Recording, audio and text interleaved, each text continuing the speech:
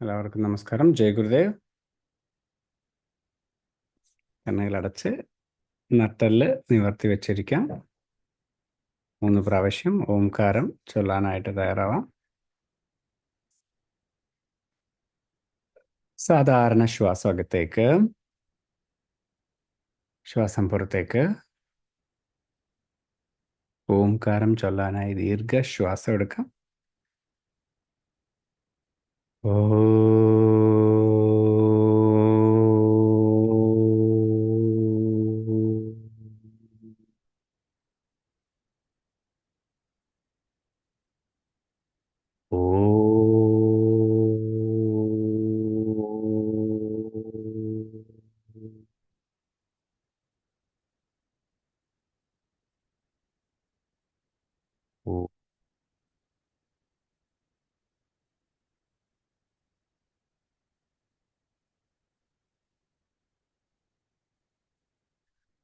ഗുരുർബ്രഹ്മ ഗുരുർവിഷ്ണു ഗുരുർദേവോ മഹേശ്വരഃ ഗുരുർ സാക്ഷാൽ പരബ്രഹ്മ തസ്മൈ ശ്രീ ഗുരവേ നമഃ.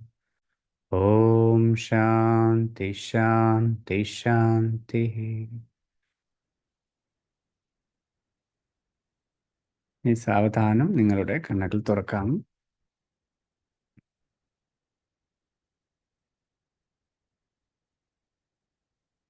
ജയ് ഗുരുദേവ്. നമസ്കാരം.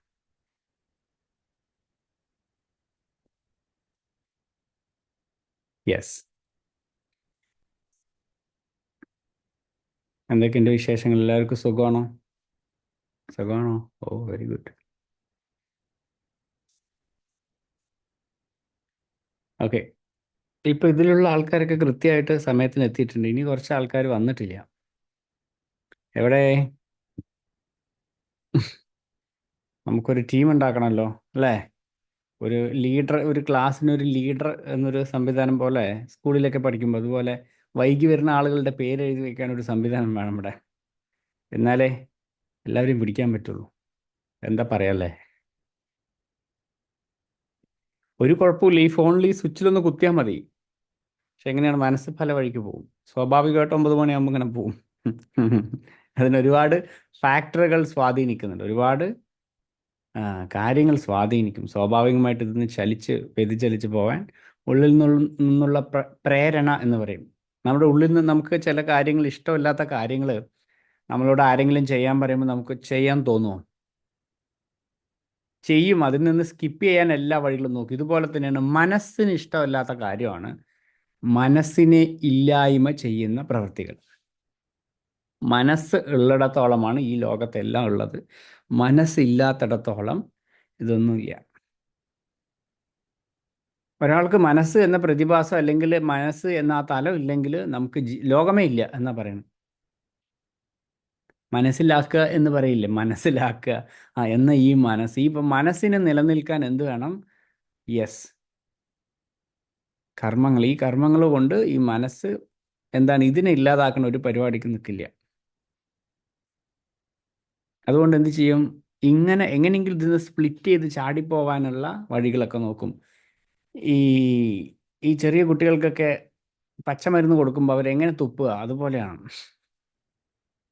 നല്ലതാണെന്ന് അറിയാം, കഷ്ടപ്പെട്ട് കഴിക്കാൻ നോക്കും, എങ്കിലും ഇത് തുപ്പുന്നത് പോലെ മനസ്സ് ഇതിനെ ഒഴിവാക്കാനുള്ള പ്രവണതകൾ ഉണ്ടാക്കും. കഷ്ടപ്പെട്ട് കഴിച്ച ആളുടെ അസുഖം മാറും. കഷ്ടപ്പെട്ട് കഴിക്കുന്ന ആളുടെ അസുഖം മാറും എന്നുള്ളതാണ്. ഓക്കെ, ശരി, സാരമില്ല. നമുക്ക് പോയിന്റിലേക്ക് വരാം. യെസ്. ഇന്നത്തെ വരികളിൽ പറയണത്, ഓക്കെ, അതായത് യോഗത്തിൽ ഇരിക്കുന്ന വെച്ചാൽ, യോഗം എന്ന് പറയുമ്പോൾ നമുക്ക് ഹാർട്ട് ഓഫ് ലിവിങ് അല്ല, എന്താ പറയുക, പതഞ്ജലി യോഗ സൂത്രയിൽ പറയുന്ന യോഗ എന്ന് വെച്ചാൽ തഥാ ദൃഷ്ടു സ്വരൂപേ വസ്ഥാനം എന്ന് പറയാം. നമ്മളുടെ സ്വരൂപത്തിൽ വന്നിരിക്കുക എന്നാണ് പറയുന്നത്. എന്താ വെച്ചാൽ നമ്മുടെ ഉള്ളിലേക്ക് സ്വന്തം, ഇതൊന്നും ഈ ലോകത്ത് ബാക്കി എല്ലാ കാര്യങ്ങളിൽ നിന്നും മാറി സ്വന്തം ധാരണ ചെയ്ത് പ്രത്യാഹാര എന്ന് പറയും. പ്രത്യാഹാരം എന്ന് വെച്ചാൽ നമ്മളുടെ ഇന്ദ്രിയ വിഷയങ്ങളിൽ നിന്ന് ഇന്ദ്രിയത്തിൻ്റെ ഇന്ദ്രിയത്തെ ഉള്ളിലേക്ക് വലിക്കുക, മനസ്സിനെ ഉള്ളിലേക്ക് വലിച്ച് സ്വന്തം ഉള്ളിൽ കുടിക്കൊള്ളു, അല്ലെങ്കിൽ ഉള്ളിലേക്ക് വന്ന് സ്വന്തം അന്തസത്തയോടെ ഇരിക്കുക എന്നൊക്കെ പറയും. യോഗമാർഗം എന്നൊക്കെ പറയുന്നത് അതാണ് അതിൻ്റെ ശരിയായ ഡെഫിനിഷൻ. യോഗ എന്ന് ചോദിച്ചു കഴിഞ്ഞാൽ ഈ ആസനങ്ങളൊന്നുമല്ല, ഇതൊക്കെ ആസനങ്ങളാണ്. ചില ആൾക്കാർ പറയും നിങ്ങൾക്ക് യോഗ അറിയോ എന്ന് ചോദിച്ചാൽ തലകുത്തി നിന്ന് കാണിച്ചു കൊടുത്ത വാവ് നിങ്ങൾ വലിയ യോഗിയാണ് എന്ന് പറയും ചില ആൾക്കാർ. അതാണോ യോഗ? യോഗയെക്കുറിച്ച് പതഞ്ജലി യോഗസൂത്രം അല്ലെങ്കിൽ ഗേരണ്ട സംഹിത, ഹതയോഗ പ്രദീപിക ഒക്കെ ഒന്നും വായിക്കണ്ട. അത്യാവശ്യം പതഞ്ജലി യോഗസൂത്ര വായിച്ചാൽ തന്നെ മനസ്സിലാവും യോഗ അതല്ല, അത് ആസനമാണ്. എന്താണ് ആസനം? ആസനങ്ങളിൽ ഒന്നാണ് ഈ വ്യത്യസ്തമായ സ്ട്രെച്ചസ്. 8 അംഗങ്ങളുണ്ട് യോഗയ്ക്ക്: യമ, നിയമ, ആസന, പ്രാണായാമ, പ്രത്യാഹാര, ധാരണ, ധ്യാന, സമാധി എന്ന് പറയും. അതിൽ 8 ഒന്നാണ് ഈ ആസനം. ഇത് പഠിച്ചിട്ടാണ് ആൾക്കാർ ലോകത്ത് ഞാൻ യോഗയാണ്, യോഗിയാണ്, യോഗ ടീച്ചറാണെന്നൊക്കെ പറയുന്നത്. എന്താ ചോദിച്ചാൽ തലകുത്തി നിൽക്കാൻ പറ്റും. തലകുത്തി ജീവിതത്തിൽ വിഷമം വന്നാൽ തലകുത്തി നിന്നാൽ മാറുമോ എന്ന് ചോദിക്കണം. ഇയാളുടെ മനസ്സ് വിഷമം പ്രശ്നം ഉണ്ടാക്കുന്നുണ്ടോ? എല്ലാതരം യോഗയും ചെയ്ത് നാട്ടുകാരെ അമ്പരപ്പിക്കുന്ന തരത്തിൽ ശരീരമൊക്കെ വളച്ച് എല്ലാം ചെയ്ത് അവസാനം പ്രശ്നം വരുമ്പോൾ ഒരു സൈഡ് പോയിരുന്ന് മോങ്ങുകയാണെങ്കിൽ ഇയാൾ യോഗിയല്ല.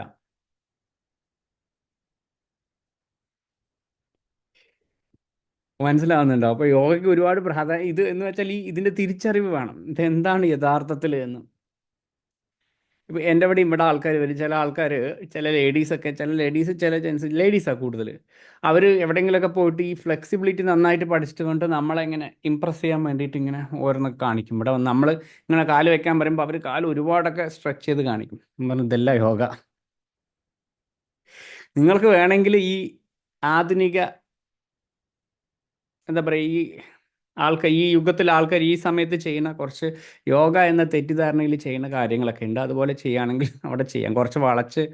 പക്ഷെ നിങ്ങളുടെ മനസ്സിന് പ്രശ്നം വന്നാൽ ഇങ്ങനെ വളച്ച് നിന്നാൽ ശരിയാവുമോ? ഒരാൾ ചോദിച്ചൊരു കാര്യമാണ്. പണ്ട് പണ്ട് യോഗ ഞാൻ പഠിക്കാൻ പോകണമെന്ന് പറയുമ്പോൾ എന്നോട് ചോദിക്കും, ഒരാൾ അടിക്കാൻ വന്നാൽ നിങ്ങൾ ഏത് ആസനം കാണിച്ചിട്ട് നിങ്ങൾ എന്ത് ആസനം പ്രവർത്തിക്കും എന്ന് ചോദിച്ചു.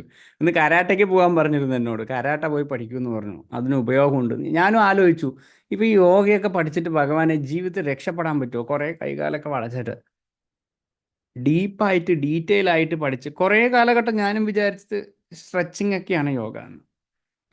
അതിനപ്പുറത്ത് വന്ന് ഡീപ്പായിട്ട് ഇതിനെ മനസ്സിലാക്കി, ഇതിൻ്റെ അംഗങ്ങളൊക്കെ മനസ്സിലാക്കി, ഇതിൻ്റെ യഥാർത്ഥ ലക്ഷ്യമൊക്കെ മനസ്സിലാക്കി വരുമ്പോഴാണ് ഇത് ഇത്രയും വലിയൊരു സാധനമാണ് മനസ്സിലാവുന്നത്. അപ്പോൾ ആരാണോ യോഗി എന്ന് ചോദിച്ചാൽ ഏത് സമയത്തും അദ്ദേഹത്തിനെ ചലിപ്പിക്കാൻ പറ്റില്ല. അചഞ്ചലമായ മനഃശക്തി. അദ്ദേഹത്തിന് ഇനി വിഷമിപ്പിക്കാനും ദുഃഖിക്കാനും ഒന്നും പറ്റില്ല. ആളെവിടെയാണ്? ഉള്ളിലാണ്, സ്വന്തം. നമ്മൾ പറഞ്ഞില്ല വിവേക വൈരാഗ്യം എന്ന് പറഞ്ഞ് നിശ്ചല തത്വം എന്നൊക്കെ പറഞ്ഞിട്ടില്ലേ? നിശ്ചല തത്വം എന്ന് പറഞ്ഞാൽ നമ്മുടെ ഉള്ളിൽ സമാധി അവസ്ഥയിലിരിക്കുന്ന എന്ന് പോലെ. അങ്ങനെ യോഗ ചെയ്യുന്ന, അങ്ങനെ യോഗത്തിൽ മുഴുകുന്ന ആൾക്കാരുണ്ടെങ്കിലും ഇത് പ്രാക്ടീസാണ്. എന്തിനാണ്? ആ അനുഭവത്തിലേക്ക് എത്താൻ. അപ്പം ഇങ്ങനെ പ്രാക്ടീസ് ചെയ്യുന്ന ആൾക്കാരുണ്ടാവും. അല്ലെങ്കിൽ ചിലപ്പോൾ ലോക ജീവിതമൊക്കെ തന്നെയാണ് നല്ലതെന്ന് വെച്ചിട്ട് നന്നായിട്ട് ജീവിക്കുന്ന ആൾക്കാരുണ്ട് അല്ലേ? നന്നായിട്ട് കാശ് സമ്പാദിക്കുന്ന ആൾക്കാർ, നന്നായിട്ട് കാര്യങ്ങളൊക്കെ ചെയ്യുന്ന ആൾക്കാർ, മക്കളെയൊക്കെ നന്നായിട്ട് കെട്ടിച്ചു കൊടുത്ത് അതേപോലെ വീടിനെയൊക്കെ നന്നായിട്ട് വീടൊക്കെ നോക്കണം, അല്ലെ സമൂഹത്തിൽ നല്ല വിലയും പ്രശസ്തിയൊക്കെയുള്ള, അതേപോലെ ഭോഗം ഈ ലോകത്ത് ജീവിക്കാൻ അടിച്ചു പൊളിക്ക് ജീവിക്കുന്ന ആൾക്ക് എങ്ങനെ ആളായാണ് ശരി. അതുപോലെ ഏത് തരം കാറ്റഗറിയിലുള്ള ആൾക്കാരാണെങ്കിലും സംഘം ചേരുന്ന ആൾക്കാരും സംഘം ചേരുന്ന വെച്ചാൽ മനസ്സിന് എന്തെങ്കിലും ഒരു കാര്യം വേണം പിടിച്ചു നിൽക്കാൻ. നോക്കൂ, നിങ്ങൾ ഒന്ന് ശ്രദ്ധിച്ച് നോക്കൂ. ഇവിടെ ഇരിക്കുമ്പോൾ തന്നെ മനസ്സ് വെറുതെ ഇരിക്കുന്നുണ്ടോ? വെറുതെ ഇരിക്കും മനസ്സ് എന്ന് പറഞ്ഞിട്ട് ഇരിക്കാൻ പറ്റുന്നുണ്ടോ? ഇത് നമ്മളെ തന്നെ ആലോചിക്കേണ്ട ഒരു കാര്യം, നമ്മൾ സ്വയം ചിന്തിക്കേണ്ടത്. ഇപ്പം ഇവിടെ ഇരിക്കുന്ന സമയത്ത് ഞാനൊരു യോഗ എന്ന് പറഞ്ഞപ്പോൾ തന്നെ നിങ്ങളുടെ മനസ്സിൽ എത്ര തരം യോഗകളെക്കുറിച്ചുള്ള ചിന്തകൾ ഓടിയിട്ട് വന്നു. എൻ്റെ കണ്ണിൽ നോക്കിയിരിക്കുമ്പോഴും നമ്മുടെ മനസ്സ് എവിടെയൊക്കെ പോയിട്ട് വന്നു. മനസ്സിലാവുന്നുണ്ടോ? അപ്പോൾ മനസ്സിന് എന്തെങ്കിലും ഒരു കാര്യം ചെയ്തുകൊണ്ടിരിക്കണം. ചില ആളുകളുണ്ട് എന്തെങ്കിലും ഇങ്ങനെ കഴിച്ചുകൊണ്ടിരിക്കും, കണ്ടിട്ടുണ്ടോ? എപ്പോഴും ഇവരുടെ വായ പഴയ ലക്ഷ്മി ഗ്രൈൻഡർ പോലെയാണ്. അതിന് എപ്പോഴും ആടിക്കൊണ്ടിരിക്കുന്ന പറഞ്ഞാൽ അതിൽ എന്തിട്ടാലും ഇങ്ങനെ. ഇതുപോലെ എന്താണെന്ന് വെച്ചാൽ അതുപോലെ ഈ മനസ്സ് എന്തെങ്കിലും ഒരു കാര്യം ഇതിന് പ്രവർത്തിക്കാൻ വേണം. ഇതിങ്ങനെ പ്രവർത്തിച്ചുകൊണ്ടിരിക്കണം. അങ്ങനെ ബോധം കെട്ട് ഉറങ്ങുമ്പോൾ മാത്രമേ ഈ മനസ്സില്ലാതാവുള്ളൂ. ചില സമയത്ത് അപ്പോഴും മനസ്സിരിക്കുന്നുണ്ട്. എന്താണ് സ്വപ്നത്തിൽ മനസ്സ് വർക്കാവുണ്ടോ ഇല്ലയോ? സ്വപ്നത്തിലുണ്ടോ മനസ്സ്? സ്വപ്നത്തിൽ മനസ്സില്ല. ഞാൻ എല്ലാവരെയും ശരിയാക്കും ഞാൻ. സ്വപ്നത്തിൽ മനസ്സുണ്ട്. മനസ്സുള്ളത് കൊണ്ടാണ് സ്വപ്നം കാണുന്നത്. നല്ല ഭയമാണ്. അത് സത്യമാണെന്ന് വിചാരിച്ച് വിശ്വസിക്കുകയാണ് നമ്മൾ. അത് സത്യം തന്നെ, അതിൽ വിശ്വാസമൊന്നും വേണ്ട. അത് സത്യമാണെന്ന് പറഞ്ഞിട്ടാ സ്വപ്നം കാണുക അല്ലേ? പല സ്വപ്നത്തിൽ നിന്ന് ഉണർന്നപ്പോഴാണ് ഭഗവാൻ ഇത് സ്വപ്നമായിരുന്നു മനസ്സിലായത്. ഏ അല്ലേ?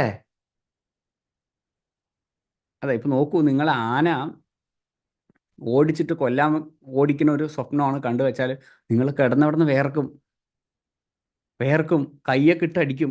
എണീക്കാൻ പറ്റില്ല, ഓടാൻ. എനിക്കൊക്കെ അങ്ങനെ സ്വപ്നമുണ്ട്, ആരോ എന്നെ ചേസ് ചെയ്യണം, പക്ഷെ എനിക്ക് ഓടാൻ പറ്റുന്നില്ല. ഞാൻ കിടന്നുറങ്ങുകയാണല്ലോ, കാല് ഇങ്ങനെ നീങ്ങണില്ല ഒരു ഭാഗത്ത്. മനസ്സിലാവുന്നുണ്ടോ? അപ്പൊ മനസ്സിന് എന്ത് വേണം? എന്തെങ്കിലും പ്രവർത്തിക്കാൻ വേണം. അപ്പൊ മനസ്സില്ലാത്ത അവസ്ഥ എന്താന്ന് ചോദിച്ചാൽ അത് നിദ്ര. ഏതാണ്? ഗാഠനിദ്ര. ആ അവസ്ഥയിൽ മനസ്സില്ല, ബോധവുമില്ല. അവിടെ പ്രശ്നം. ബോധം ഉണ്ടാവണം. എന്താ വെച്ചാൽ ഈ മനസ്സില്ലാതിരിക്കണം, അപ്പൊ ബോധം ഉണ്ടാവണം. നല്ല ശുദ്ധ ബോധത്തോടെ ഇരുന്ന് കഴിഞ്ഞാൽ അത് സമാധി അവസ്ഥ എന്ന് പറയും. മനസ്സില്ലാതെ ബോധമുള്ള അവസ്ഥ. പക്ഷെ മനസ്സുമില്ല, ബോധമില്ലെങ്കിൽ ശരീരം നന്നായിട്ട് റെസ്റ്റ് ചെയ്ത് അതിൻ്റെ കാര്യങ്ങളൊക്കെ ചെയ്യും. അനാവശ്യമായി ചിന്തിച്ച്, ഇപ്പോൾ പേടി അനുഭവം, പെട്ടെന്ന് ഒരു കാര്യം ചിന്തിച്ചു, പെട്ടെന്ന് ഭയന്നു. അതായത് നമ്മളിങ്ങനെ നോക്കുകയാണ്, ഇങ്ങനെ ഫോൺ നോക്കിക്കൊണ്ടിരിക്കുകയാണ്, അപ്പോഴാണ് പെട്ടെന്ന് ഒരു ന്യൂസ്, ആരോ സ്റ്റാറ്റസ് വെച്ചു, ആരോ അറിയുന്ന ആൾ മരിച്ചു. ടും. എങ്ങനെയുണ്ടാവും മനസ്സ്? അല്ലേ? ഓ, ഇയാൾ മരിച്ചോ ഭഗവാനെ! എവിടെ എന്തായി? അഡ്രിനാലിൻ പ്രൊഡ്യൂസ് ചെയ്തു, ഹാർട്ട് ബീറ്റ് കൂടി അല്ലേ? ഉള്ളിൽ അഡ്രിനാലിൻ എന്നൊരു ഹോർമോൺ അപ്പം തന്നെ റെഡ്യൂസ് ചെയ്ത് ഉള്ളിൽ ഹാർട്ട് ബീറ്റ് കൂടി, ഇങ്ങനെ രാസപ്രവർത്തനങ്ങളൊക്കെ ഫാസ്റ്റായി, ഹാർട്ട് പമ്പിങ് ഒക്കെ കൂടി വേർക്കാൻ തുടങ്ങി. ഇത് മനസ്സുണ്ടാക്കിയ കാര്യമാണ്. അപ്പം മനസ്സ് എന്ത് വേണം? കുറേ നേരത്തേക്ക് മനസ്സ് ഇതൊക്കെ ഈ സർവീസ് നിർത്തിയിട്ട് കമ്പനി ഓഫ് ചെയ്തിടണം.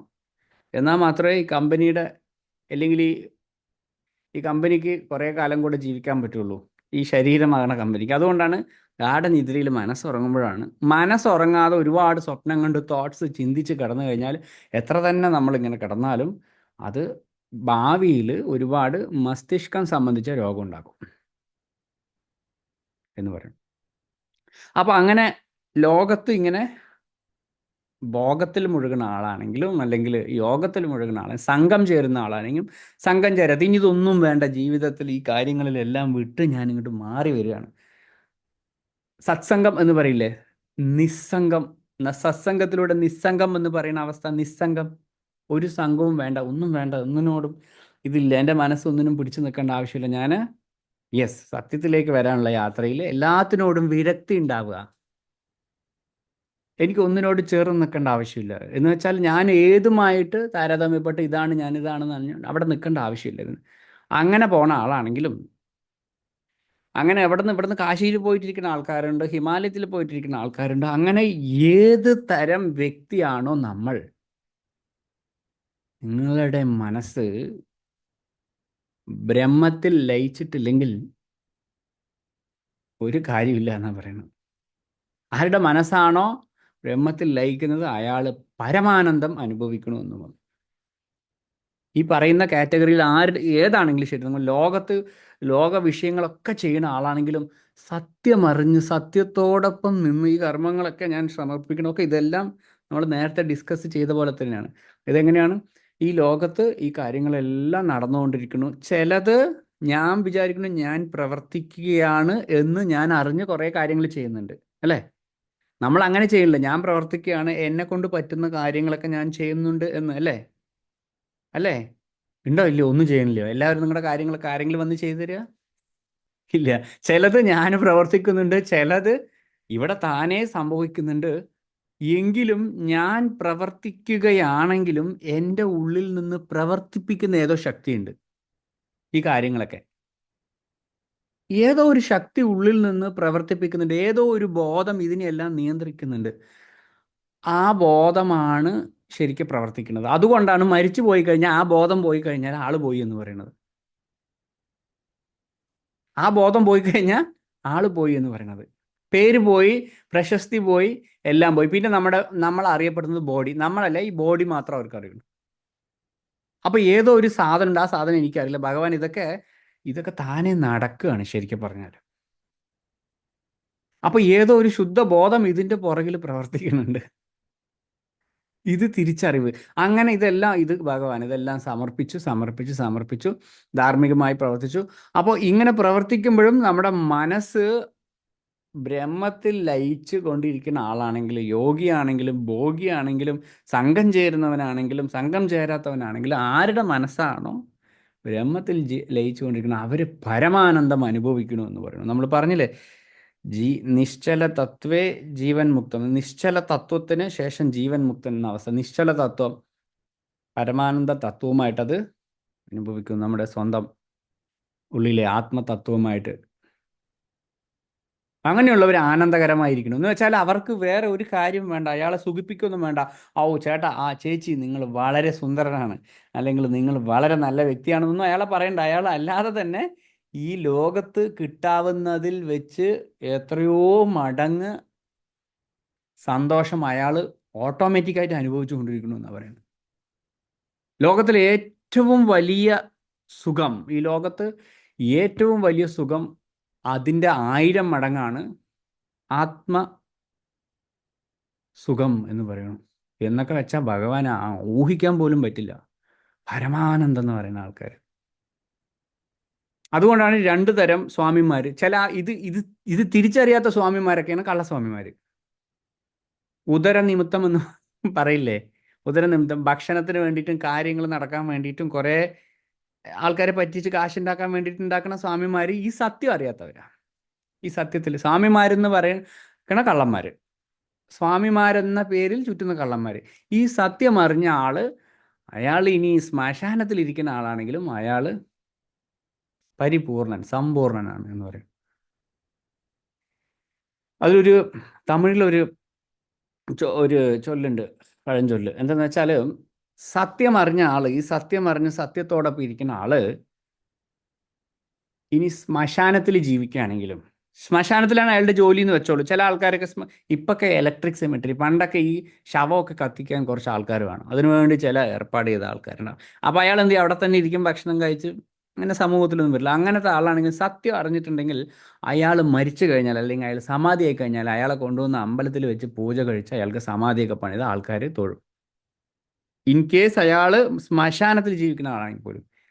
പക്ഷേ ഒരു അമ്പലത്തിൽ, വലിയ പ്രശസ്തമായ അമ്പലത്തിലെ പൂജാരിയാണ് വെച്ചോളൂ, എപ്പോഴും ഭഗവാന് ചുറ്റും സേവകളൊക്കെ ചെയ്ത് ഭഗവാന് ഏറ്റവും അടുത്ത് നിൽക്കുന്ന ആളാണെങ്കിൽ പോലും സത്യം അറിഞ്ഞിട്ടില്ലെങ്കിൽ അയാളെ കൊണ്ട് ശ്മശാനത്തിലിടും. ഇത്രേ വ്യത്യാസമുള്ളൂ. ഇതെങ്ങനെ മനസ്സിലാവും ഈ അറിഞ്ഞ ആളാണോ അറിയാത്ത ആളാണോ എന്ന്? ഇയാൾക്ക് സത്യം അറിയാം. അത് പറഞ്ഞിരുന്നു, സത്യം അറിഞ്ഞ ആളെ പൂമ്പാറ്റകൾക്കും ഈ വണ്ടുകൾക്കും പൂവ് എവിടെയുണ്ടെന്ന് പറഞ്ഞു കൊടുക്കേണ്ട ആവശ്യമില്ല അത്ര. ഇത് ഓട്ടോമാറ്റിക്കായിട്ട് തേടിയെത്തും. അതുപോലെ എല്ലാവരും നമ്മളെ തേടിയെത്തുന്ന പറയാം. നമ്മളുടെ പരിസരത്തിരിക്കണവർ, നമ്മളുടെ ചുറ്റുപാട് ഇരിക്കുന്നവർക്ക് ആനന്ദം അനുഭവിക്കും നമ്മുടെ പ്രസൻസിൽ, നമ്മുടെ ഓറിൽ. അങ്ങനെ ഒരുപാട് കാര്യങ്ങൾ സംഭവിക്കും എന്ന് പറയുന്നു. അപ്പോൾ ഈ പരമാനന്ദൽ എന്ന് പറയുന്ന ഈ പരമാനന്ദമായ ഈ അവസ്ഥയിലേക്ക് എത്താൻ എന്ത് ചെയ്യണം എന്ന് വെച്ചാൽ, അതിൽ ഏറ്റവും ഉത്തമമായത് നാമജപം എന്ന് പറയുന്നു. നാമജപം വിടരുത്. 1008 കുറേ പേരൊന്ന് ഗ്രൂപ്പിലിട്ടിട്ടുണ്ട്. വളരെ വളരെ നല്ല കാര്യം, വളരെ നല്ല കാര്യം കേട്ടോ. കുറേ പേര് ജപിച്ചു. പിന്നെ കുറച്ച് പേര് പറഞ്ഞു, എൻ്റെ കയ്യിൽ ഡിവൈസ് ഇല്ല, പക്ഷെ 10,000 കടന്നിട്ടുണ്ടാവുമെന്ന് കുറച്ച് പേര് പറഞ്ഞു. കമലാവതി ആൻറ്റി അവരിന്ന് ഹോസ്പിറ്റലിലാണ്, എങ്കിലും ഞാനവിടെ ഇരുന്ന് ജപിച്ചു കൊണ്ടിരിക്കുന്നുണ്ട് മോനെ, എനിക്കൊരു കുഴപ്പമില്ല കേട്ടോ, ഞാൻ ആ 10,000 ഒക്കെ കഴിഞ്ഞു എന്ന് പറഞ്ഞു. എൻ്റെ കണക്ക് അങ്ങനെയാണ്. എങ്ങനെയാണെങ്കിലും ജപിക്കൂ. മിഷ്യൻ ഉണ്ടോ, മിഷ്യൻ ഇല്ലയോ, അതൊന്നും അല്ല വിഷയം, നിങ്ങളെ ജപിച്ചിരിക്കണം. എന്താണ് ഈ ജപത്തിൻ്റെ പുറകിൽ? ഞാൻ കുറേ ദിവസമായിട്ട് പറഞ്ഞല്ലേ, ജപം. ഈ അനാവശ്യമായിട്ട് പോയി കർമ്മം ചെയ്ത് പുതിയ കുരുക്കുകൾ ഉണ്ടാക്കുന്ന മനസ്സിനെ